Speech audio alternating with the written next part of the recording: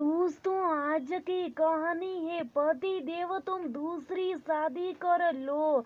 दोस्तों, कहानी शुरू करने से पहले अगर हमारी चैनल को सब्सक्राइब नहीं किया हो तो कर लीजिए ताकि आपके पास पहुंचे हर रोज नया वीडियो। रिया, शादी की 25वीं सालगिरह बहुत बहुत मुबारक हो तुम्हें दोनों को। रिया की खास सहेली वृद्धा ने मुबारकबाद देते हुए रिया को गले से लगा लिया। रिया, तू तो आज भी उतनी सुंदर दिख रही है जितनी 25 साल पहले लग रही थी जब तू नई नई दुल्हन बनी थी। तू देखना, आज भी तुझे देखकर तेरे पति परमेश्वर यानी रमन बिना सीढ़ियां बजाए रो नहीं पाएंगे। इतने में रमन ने कमरे में प्रवेश किया और रिया को देखकर खुशी से सीटियां बजाई तो वृद्धा और रिया जोर से ठाके लगाकर हंस पड़े। रमन ने रिया का हाथ अपने हाथों में लेते हुए उसे देखकर गाना गाते हुए संदेशा बंधन संचल चितवन धीरे से तेरा वो मुस्कान अपनी गोद में उठाकर हॉल में लेकर आया और कुर्सी पर बिठा दिया जहाँ उसके बच्चों ने पूरे हॉल को गुलाब के फूलों से सजा रखा था। रिया की आंखें इस प्यारी और प्यार को देखकर खुशी से संचल हो जाती, ना चाहते हुए भी उसके आंसू आंखों से ठुलकर गालों पर आती जाती। तब तक उसके कानों में वहां मौजूद एक मेहमान की आवाज गई। देखा, कितनी अच्छी किस्मत है रिया की, जो उसके दोनों पैर ना होने पर भी उसे इतना प्यार करने वाला पति मिला। आज रिया के पास नाम, पैसा, शोहरत और खुशहाल परिवार दोनों है। भला सुना या देखा है कभी हकीकत में जो किसी औरत की इतनी अच्छी किस्मत हो? क्या कोई पति इतना त्याग कर सकता है अपनी पत्नी के लिए? ये तो सिर्फ कहानियों में ही होता है। इतनी बात सुनते रिया को एक पल में 25 साल पहले के सारे घटनाक्रम का चलचित्र पल भर में उसकी आंखों के सामने घूम गया। तब रिया की रमन से शादी हुई सिर्फ 4 महीने हुए थे। रिया देखने में जितनी सुंदर थी, बात व्यवहार से भी उतनी अच्छी थी। ससुराल आती अपने व्यवहार और संस्कारों से सबका दिल जीत लिया था। रिया की ससुराल में बस सास ससुर, एक जेठ जेठानी और उनके 2 बच्चे थे। रमन ने अपने घर वालों के और खासकर माँ कहने पर बेटा रिया को कुछ दिनों के लिए यहीं छोड़ दे ताकि उसे भी हमारे बारे में और हमें उसके बारे में पता चले और सब एक दूसरे से घुल मिल सके। बाकी तो सारी उम्र तुम्हारी साथ ही रहना है। ठीक है माँ, कहकर रमन शादी के 10 दिनों बाद ही रिया को छोड़कर वापस मुंबई अपनी नौकरी पर चला गया। रमन एक मल्टीनेशनल कंपनी में मैनेजर था। फोन पर ही दोनों की बातें होती, लेकिन इधर रिया का मन रमन के बिना नहीं लग रहा था। तो वो बार बार रमन से कहती, रमन मुझे आपकी बहुत याद आती है, आपके बिना यहाँ कुछ भी अच्छा नहीं लगता। हालांकि सब मेरा ख्याल तो रखते, फिर भी आपकी कमी महसूस होती है। जो में रमन हर बार रिया को दिलासा देता कि इस बार वो जब भी आएगा उसे अपने साथ ले जाएगा। अपने कहे वादे के अनुसार रमन पूरे 4 महीने बाद घर आया तो उसने इस बार रिया को अपने साथ ले जाने का आग्रह अपने माता पिता से किया।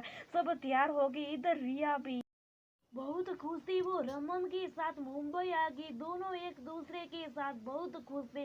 कोई उन्हें देखकर ये नहीं कहता कि दोनों की अरेंज मैरिज है। एक दिन शाम को चाय पीते समय रिया ने बातों बातों में रमन से अपने मन की बात करते हुए कहा, जानते हो रमन, मुझे शादी का नाम सुनकर ही डर लगता था, वो भी खासकर अरेंज मैरिज से। मैं शादी से पहले सोचती थी कहीं मुझे छोटी छोटी बातों पर चिल्लाने और गुस्सा करने वाला अगड़ू पति मिल गया तो मैं कैसे रहूंगी। लेकिन तुम तो बहुत अच्छे हो। लेकिन कहते हैं ना कि खुशियों को कभी कभी खुद की भी नजर लग जाती। ऐसा हुआ रिया और रमन के भी साथ। मुंबई आने के कुछ दिन बाद जब जो हुआ उसकी दोनों ने कभी कल्पना सपने में भी नहीं की थी। एक हादसे ने रिया और रमन की पूरी जिंदगी बदल दी। मुंबई आने के एक सप्ताह बाद ही दोनों ने बाहर घूमने जाने का फैसला किया। रमन ने रिया को अपने साथ गोवा ले जाकर घुमाने का फैसला किया। उन्होंने मुंबई से गोवा कार से जाने का फैसला किया, लेकिन जिस दिन दोनों गोवा के लिए मुंबई से निकले वो सफर उनकी जिंदगी का सबसे दर्दनाक सफर साबित हुआ। रमन ने खुशी में रिया को साथ कार में बैठा कर रफ्तार तेज कर ली। रिया बार बार रमन को टोकती रही कि प्लीज रमन गाड़ी धीरे चलाओ, लेकिन रमन ने रिया को हर बार सिर्फ एक बात कहा, अरे यार मेरी आदत है, मैं सब कुछ संभाल लूंगा, तुम चिंता मत करो, तुम तो बस देखती जाओ। लेकिन रिया का मन आज ना चाहते हुए भी किसी अनहोनी की आशंका से बार बार भयभीत हो जाता। आखिर में रिया का डर सच साबित हुआ। रास्ते में कार का इतना भयंकर एक्सीडेंट हुआ जिसकी कल्पना भी दोनों ने नहीं की थी। दोनों को गंभीर हालत में अस्पताल पहुंचा गया।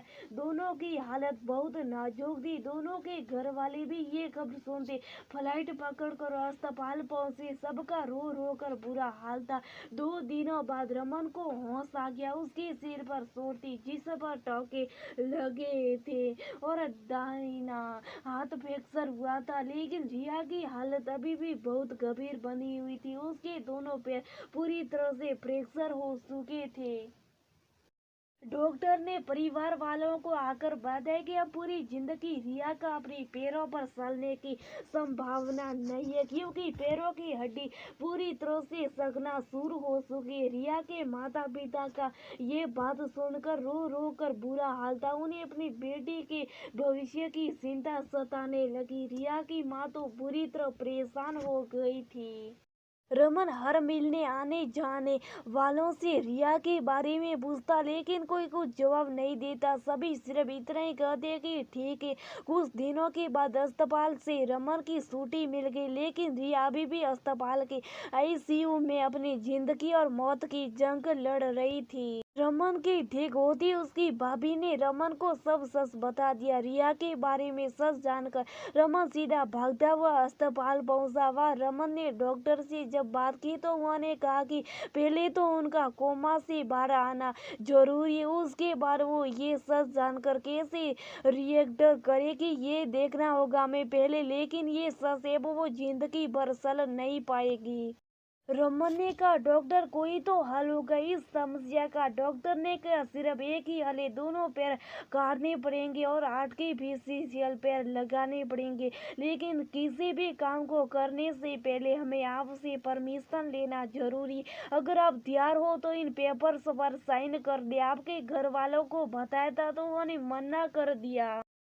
इतना सुनते रमन के पैरों तले जमीन खिसक गई। उसके घर वालों को तो ये बात पहले से पता थी, लेकिन घर वाले इस बात के लिए राजी नहीं हो रहे थे। रमन के परिवार वाले चाहते थे कि रमन अब रिया के पीछे अपनी जिंदगी ना खराब करे और दूसरी शादी कर ले, लेकिन रमन ने सबके खिलाफ जाकर एक कड़ा फैसला लिया और पेपर्स पर साइन कर लिया। रिया की असली पैरों की जगह नकली पैरों ने ले ली थी। ईश्वर की कृपा, रमन के प्यार ने रिया को कोमा से बाहर निकाल दिया। होश में आते रिया अपने पैरों को देखकर खूब रोती, लेकिन उस मुश्किल घड़ी में रमन ने रिया का साथ नहीं छोड़ा। उसने रोजाना उसे हिम्मत दी और रोज रिया को समझाता। या जब भी दुखी होकर रमन से कहती कि रमन तुम मुझे छोड़कर दूसरी शादी कर लो, मैं तुम्हारे ऊपर बोझ नहीं बना चाहती, मैं तुम्हें पत्नी होने का कोई सुख नहीं दे, तो रमन उसे सीने से लगाकर बस एक ही बात कहता, रिया मान लो अगर तुम्हारी जगह पर मैं होता तो क्या तुम्हें मुझे छोड़ देती। रिया अपने आप को बड़ा ही खुश नसीब समझती कि उसे रमन जैसा पति मिला जो उसकी हर छोटी से छोटी जरूरत का ख्याल रखता। उसने 120 घंटे के लिए एक नर्स और मेड रख दी ताकि रिया का ख्याल सही से रखा जा सके, क्योंकि रमन को ऑफिस के काम से इतनी लंबी छुट्टी नहीं मिलती। छुट्टियों के दिन वो खुद ही रिया का दवा से लेकर हर छोटी से छोटी जरूरत का ख्याल रखता। रिया के बिना बोले उसे जरा सा भी कोई परेशानी होती वह खूब समझ जाता। रमन हमेशा उसको प्रोत्साहित करता रहता। रमन रोज उसे मल्टीनेशनल वीडियो दिखाता, कहानियां सुनता। अब रिया पहले से बेहतर होने लगी थी। उसे अपने नकली पैरों पर चलने की प्रैक्टिस होने लगी थी। एक दिन रमन ने रिया को पेट ब्रश और कैनवास ला कर दिया और पीछे से आकर उसकी आंखों को अपने हाथों से बंद करते हुए कहा, रिया देखो मैं तुम्हारे लिए क्या लाया। रिया ने केबड़ खोला तो पेट ब्रश और कैनवास देखकर बहुत ही खुशी और रमन के सीने से लग गई। रमन ने रिया को सीने से लगाते हुए कहा, रिया अब तुम अपनी डिग्री का इस्तेमाल करो क्योंकि इसमें पैरों की नहीं तुम्हारे हाथों की जरूरत है। क्यों सही कह रहा हूँ ना मैं। रिया ने BFA और MAFA किया था। अपनी ठीक होने के ठीक 1 साल बाद उसने 2 जुड़वा बच्चों, एक बेटा और एक बेटी को जन्म दिया। अब रिया रमन की जिंदगी खुशियों से भर गई थी। अब रिया अपनी कड़वी यादों और बातों को भूलकर अपने बच्चा का और अपने सपने का साकार करने में लग गई। देखते देखते वो एक नामी चित्रकार बन गई जिसकी पेंटिंग और गुणों की तारीफ चारों तरफ होती। रिया के बच्चे और पति सही मायने में अब उसके कदम बन गए थे जो उसे आगे बढ़ने के लिए हमेशा प्रोत्साहित करते। अभी रमन को दूसरी शादी की राय देने वाले लोग आज दोनों की मिसाल दे दी। तभी रिया के बच्चों ने कहा, मम्मी आपको कैसा लगा हमारा सरप्राइज? सच सच बताना। बच्चों की आवाज सुनकर उसकी तंद्रा टूटी और वो अपनी पुरानी कड़वी यादों से बाहर आ गई। रिया ने अपने बच्चों को गले लगाते हुए कहा, बहुत बढ़िया। अब तक दोनों भाई बहनों में मीठी नोक झोंक होने लगी। बेटी ने कहा, मम्मी सब मैंने किया। तो बेटी कहती, लेकिन आइडिया तो मैंने दिया था। रिया ने हंसते भी कहा, अरे बाबा बस अब बस भी करो दोनों झगड़ा और बताओ आगे क्या करना। अरे हम दोनों को भूल ही गए। जल्दी चलिए केक कटिंग का समय होगा। आप यहाँ क्यों खड़ी हैं? और सबने मिलकर शादी की सालगिरह मनाया। सब बहुत खुश थे।